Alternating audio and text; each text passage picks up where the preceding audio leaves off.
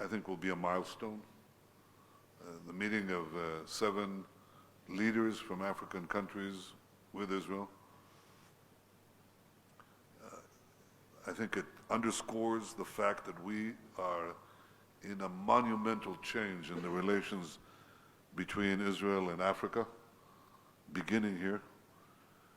It is warranted by the great changes that are taking place in the world. We at once have an enormous boost and jump towards development, towards the possibilities of this new century with all the promises of technology.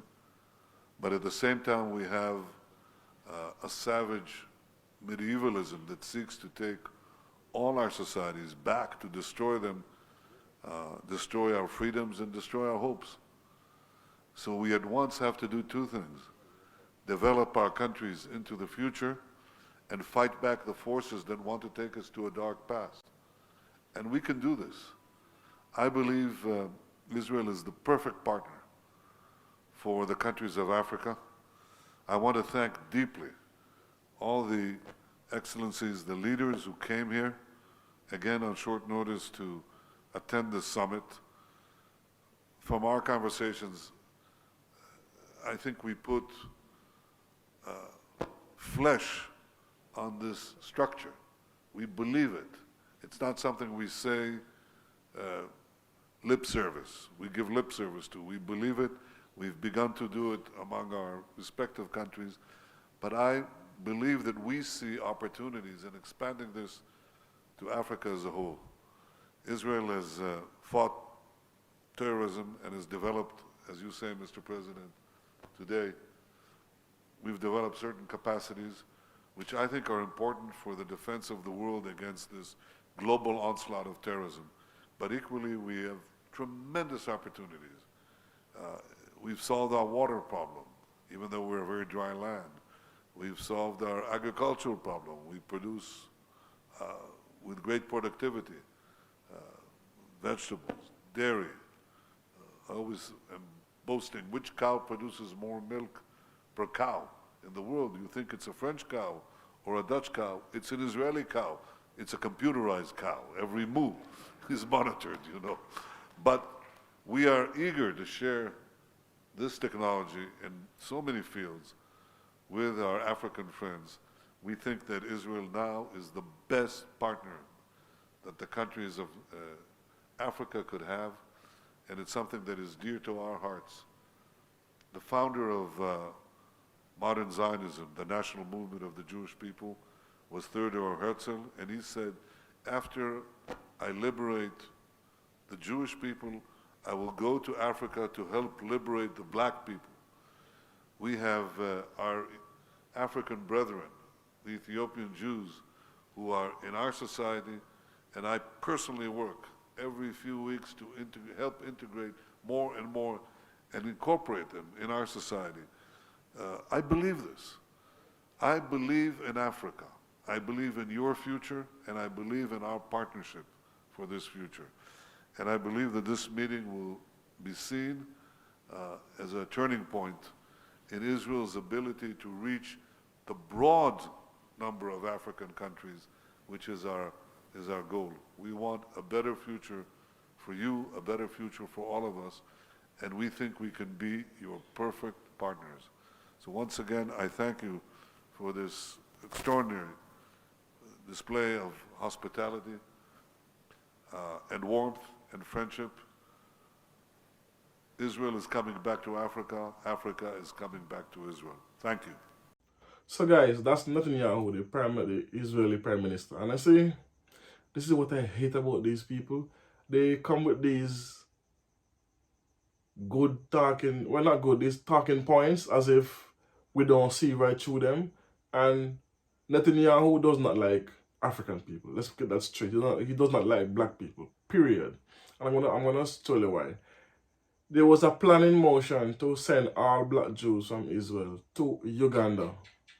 That was like a while back when he did, but he had to scrap it because it was found out, and then he realized it couldn't work. As yeah, that was his plan, to deport all black Jews from Israel to Uganda. Then after that, there was an influx of black Ethiopian Jews. And when they came to Israel, you know what he did? They put all the women, every single one of them, on birth control. Some of them, without their knowledge, they put them on birth control, give them birth control shots without their knowledge, and without their consent. And some of those women up to today cannot bear children after that. And who did find out about it and push back, they threaten them with, you will not be able to work, you can't go to school, your kids can't go to any school, you won't get any medical assistance when it comes down to Israel if you don't take this birth control. And that's what they did to all the black Ethiopian Jews in Israel. So they don't like black people for it. And they have been fighting against black people and they have been facing racism in those countries for years.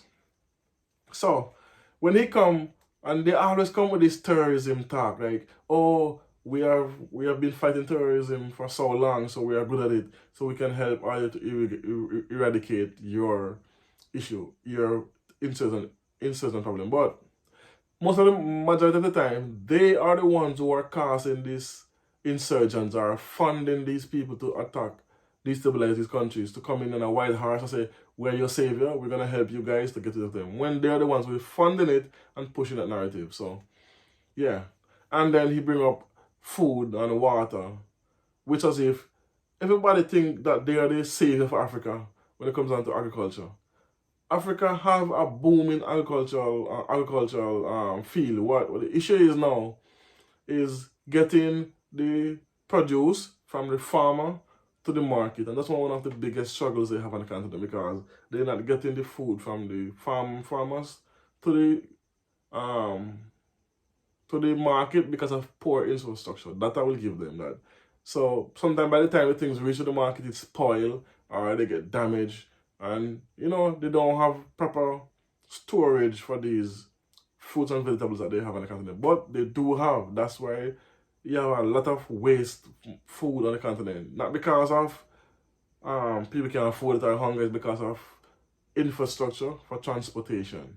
They don't have, like in the West, where you have the containers can pull from one country to the next in a couple of hours. That's what is missing. So we don't have no food insecurities on the continent. Yes, there is in pockets in certain areas, yes, but it's not as how they make it seem as if Africa is this poor country that can't feed them people. No. Most countries have that issue. They cannot feed their citizens. Even the Great America, they have people going hungry, and they have wasting millions of tons of food. Just like Africa, millions of tons of food is wasted because of poor infrastructure, yes, but not because of they cannot feed the people. And then he's talking about he's gonna save black people. From who? Who are you gonna save black people from? Yourself? You are the ones who are funding, as I said earlier, these insurgents. And it's been documented that the West have been funding these groups. How is it these groups have these special equipment, special weapons, everything that they have, these insurgents have, and these people are, according to them, living huts and tents and caves. But where are they getting these sophisticated weapons from? While the African armies don't have these sophisticated weapons that these insurgents has, someone has to be giving it to them. They don't. Not giving it, even selling it to them, because these people have a lot of diamonds and golds they can swap from. They don't need physical cash. They have diamonds by the galore in these countries. So that's that. So Netanyahu need to worry about Israel and the genocide that's going on in Gaza, in Palestine. And that's one of the things I think he's so angry about, that the fact that Africa turned against him so quick. Because he has said so much in some of his speeches already about South Africa. He's disappointed in Uganda and all these other countries that turn against him, like by the top of a hat, like that.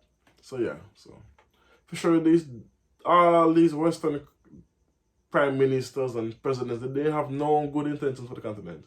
All they want to come for is our resources. That's what he mainly wanted, was resources. He didn't even care about African people. Not even the slightest bit. When he helped to analyze some Africans, ban them from his borders, he don't like black Jews because he want to deport them.